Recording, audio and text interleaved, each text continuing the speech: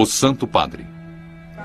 Suas viagens em países da língua espanhola foram sempre politicamente incômodas. Em sua primeira viagem à América Latina, ele deixou os líderes da igreja atônitos, denunciando a liberação da teologia da libertação. A teologia da libertação mistura catolicismo com atividade marxista. Muitos na América Latina viram isso como uma forma de sair da pobreza e impotência. Mas para o Papa João Paulo isso foi contrário à missão espiritual da igreja.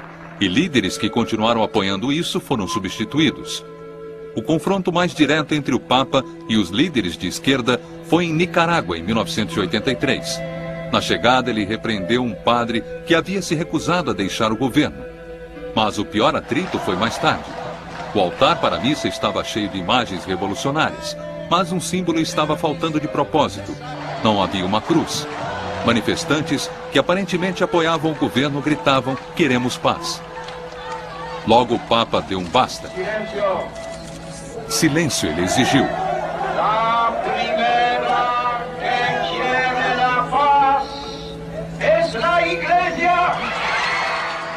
A primeira que quer a paz, ele disse, é a igreja. Ele foi tratado com mais respeito em 1996, quando voltou a Nicarágua, agora com uma administração mais cordial. Durante seu legado, a Igreja Católica enfrentou competições crescentes com o domínio protestante da América Latina. O Papa voltou à Polônia em 1983, quando o país ainda estava sob a lei marcial, ocupada por seu exército. Em uma época que as esperanças do povo da Polônia estavam enfraquecendo, a visita do Papa renovou a fé na causa deles. Acho que o momento que mais me impressionou foi uma multidão de centenas de milhares que ao mesmo tempo faziam o sinal de V. Foi impressionante. Eu sabia que os poloneses nunca desistiriam, que os comunistas nunca venceriam e que era só uma questão de tempo antes da coisa toda desmoronar. Quando João Paulo voltou à Polônia em 1987, o cenário havia mudado drasticamente.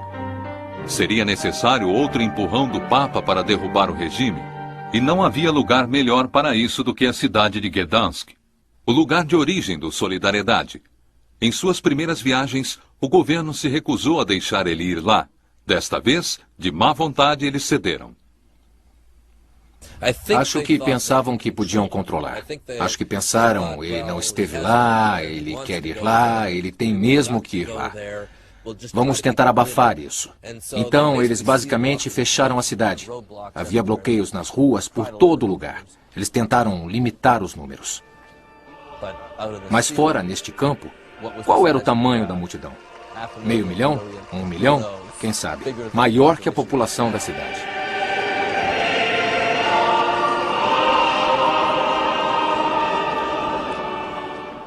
Era quase como se a futilidade do Estado polonês tivesse sido demonstrado em contraste com o poder do povo sendo expressado naquela missa.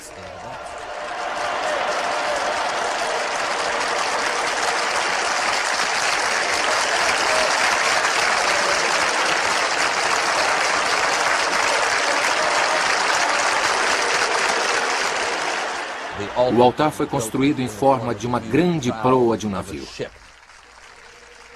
A referência do estaleiro estava por todo lugar.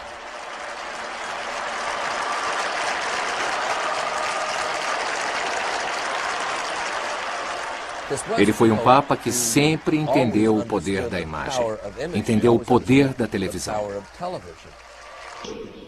O Papa nunca se referiu ao grupo de trabalhadores interditado diretamente, mas em grande apoio aos trabalhadores, a palavra que ele usou repetidamente foi solidariedade.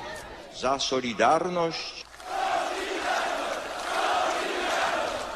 Esse era o final da tirania comunista da Polônia.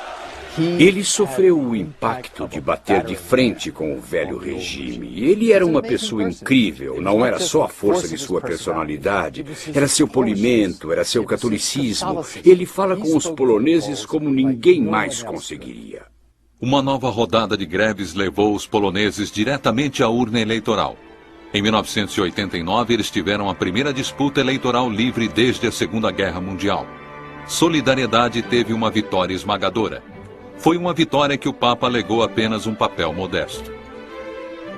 E como ele disse, o comunismo em algum ponto foi implodido com seu próprio consentimento. Ele disse, a árvore estava podre, eu só dei uma chacoalhada. A chacoalhada que ele deu na Polônia ecoou através dos países da Cortina de Ferro. Na coligação oriental, as pessoas começaram a perguntar se os poloneses conseguiram se reerguer, por que não nós? O fato é que eles poderiam, e eles conseguiram. Pouco tempo depois da maior árvore ter caído, a bandeira soviética foi baixada no Kremlin pela última vez. Em 1998, ele tentou balançar os postos avançados comunistas no hemisfério ocidental. Ele fez uma viagem sem precedentes a Cuba. Diferente da recepção fria que ele teve dos oficiais poloneses, ele foi bem recebido por Fidel Castro. O governo ateu de Castro permitiu que o Papa fizesse missas ao ar livre. As primeiras missas públicas permitidas por lá em 40 anos. Castro esperou e conseguiu a denúncia do Papa sobre o embargo americano contra Cuba. Mas ele também disse ao líder comunista para melhorar os direitos humanos e afrouxar as rédeas da Igreja Católica do país.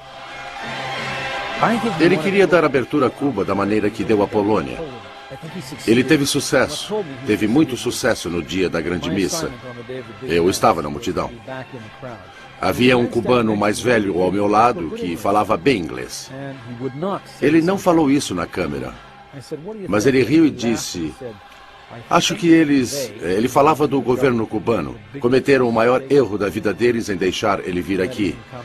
Eu disse, por que está dizendo isso? Ele respondeu, porque o gênio saiu da garrafa e não podem colocá-lo de volta.